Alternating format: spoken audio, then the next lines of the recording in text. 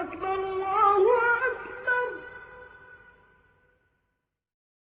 أعوذ بالله من الشيطان الرجيم. بسم الله الرحمن الرحیم. حدیث نمبر 266. میمونہ رضی اللہ تعالی عنہ نے کہا کہ میں نے حضرت صلی اللہ علیہ وسلم کے لیے غسل کا پانی رکھا تو آپ نے پہلے پانی اپنے ہاتھوں پر گرا کر انہیں 2 یا 3 بار دھویا، پھر اپنے داہنے ہاتھ سے بائیں پر گرا کر اپنی شرمگاہوں کو دھویا، پھر ہاتھ کو زمین پر رگڑا، پھر کلی کی اور ناک میں ڈالا، پھر اپنے چہرے اور ہاتھوں کو دھویا، پھر اپنے سر کو 3 مرتبہ دھویا، پھر اپنے سارے بدن پر پانی بہایا، پھر آپ اپنی غسل کی جگہ سے الگ ہو گئے، پھر اپنے قدموں کو دھویا۔ صحیح بخاری حدیث نمبر 267۔ حضرت عائشہ رضی اللہ تعالی عنہ نے فرمایا، اللہ ابو عبد الرحمن پر رحم فرمائے، میں نے تو رسول اللہ صلی اللہ علیہ وسلم کو خوشبو لگائی، پھر آپ اپنی تمام ازواج مطہرات کے پاس تشریف لے گئے اور صبح کو احرام اس حالت میں باندھا کہ خوشبو سے بدن مہک رہا تھا۔ صحیح بخاری حدیث نمبر 268۔ نبی کریم صلی اللہ علیہ وسلم دن اور رات کے ایک ہی وقت میں اپنی تمام ازواج مطہرات کے پاس گئے، اور یہ 11 تھیں، 9 منکوحہ اور 2 لونڈیاں۔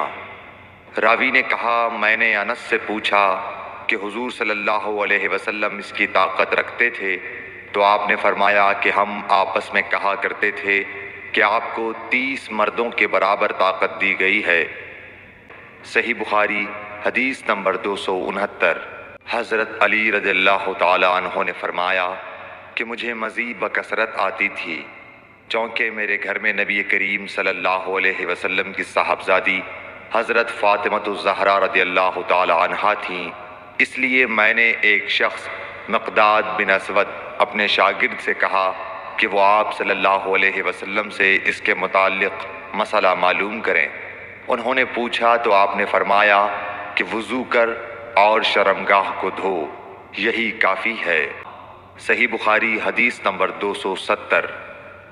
حضرت عائشہ رضی اللہ تعالی عنہ نے فرمایا، میں نے خود نبی صلی اللہ علیہ وسلم کو خوشبو لگائی، پھر آپ اپنی تمام ازواج کے پاس گئے اور اس کے بعد احرام باندھا۔ صحیح بخاری حدیث نمبر 271۔ حضرت عائشہ رضی اللہ تعالی عنہ نے فرمایا، گویا کہ میں حضرت صلی اللہ علیہ وسلم کی مانگ میں خوشبو کی چمک دیکھ رہی ہوں، اس حال میں کہ آپ احرام باندھے ہوئے ہیں۔ صحیح بخاری حدیث نمبر 272۔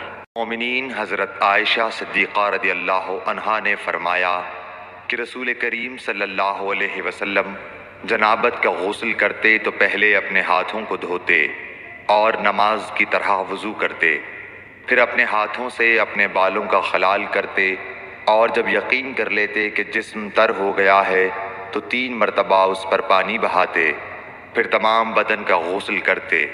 صحیح بخاری حدیث نمبر 273۔ حضرت عائشہ رضی اللہ تعالی عنہ نے فرمایا کہ میں اور رسول کریم صلی اللہ علیہ وسلم ایک برتن میں غسل کرتے تھے، ہم دونوں اس سے چلو بھر بھر کر پانی لیتے تھے۔ صحیح بخاری حدیث نمبر 274۔ المومنین حضرت میمونہ رضی اللہ عنہا نے فرمایا کہ رسول اللہ صلی اللہ علیہ وسلم نے غسل جنابت کے لیے پانی رکھا، پھر آپ نے پہلے 2 یا 3 مرتبہ اپنے دائیں ہاتھ سے بائیں ہاتھ پر پانی ڈالا، پھر شرمگاہ دھوئی، پھر ہاتھ کو زمین پر یا دیوار پر 2 یا 3 بار رگڑا، پھر کلی کی اور ناک میں ڈالا، اور اپنے چہرے اور بازوؤں کو دھویا، پھر سر پر پانی بہایا اور سارے بدن کا غسل کیا، پھر اپنی جگہ سے سرک کر پاؤں دھوئے۔ حضرت میمونہ رضی اللہ عنہا نے فرمایا کہ میں ایک کپڑا لائی تو آپ نے اسے نہیں لیا اور ہاتھوں ہی سے پانی جھاڑنے لگے۔